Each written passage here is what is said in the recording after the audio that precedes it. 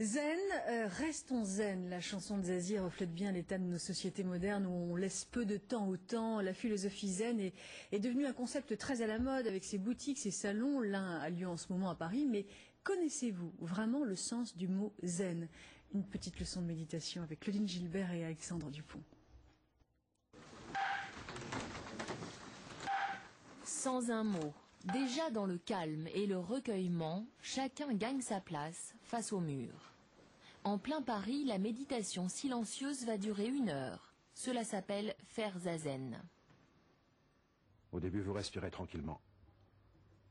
Vous laissez l'expiration et l'inspiration s'harmoniser dans un juste va-et-vient. Les pensées qui vont, les pensées qui viennent, laissez-les passer comme les nuages dans le ciel. Certains ont choisi de devenir moines bouddhistes. Mais pour la plupart, ces hommes, ces femmes, toujours plus nombreux, sont des citoyens comme les autres, médecins, cuisiniers, hommes d'affaires ou enseignants. Je travaille avec des enfants, je suis tout le temps dans le bruit en permanence. Et donc, j'avais besoin de retrouver quelque chose un peu plus calme et serein peut-être. Et finalement, je me suis aperçue que je pouvais trouver aussi cette tranquillité, même avec les enfants. Et je pense que c'est ça que ça m'a montré, quoi.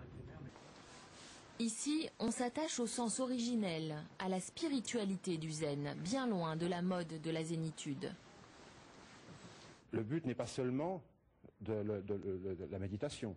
Je veux dire, ça a quand même pour but de répondre à l'interrogation, je veux dire, de chaque être humain, de son sens sur cette vie, sur cette terre, de la vie, de la mort. Et c'est quand même ça qui est au cœur de cette méditation. Les effets bénéfiques de la méditation sur l'équilibre physique et mental convainquent désormais aussi les scientifiques. On se rend compte que les gens qui méditent de manière régulière ont une capacité à générer de l'émotion positive en stimulant les zones du cerveau qui créent cette émotion plus facilement que les gens qui ne méditent pas.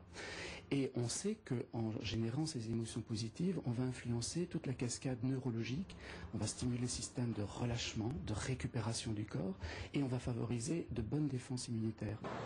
Toujours plus, 40 000 visiteurs attendus ce week-end au Salon Zen à Paris. Ici, on est loin du bouddhisme japonais, mais avec les huiles essentielles, les massages thaï ou indiens, chacun espère trouver tout simplement un peu de bien-être dans un monde de stress.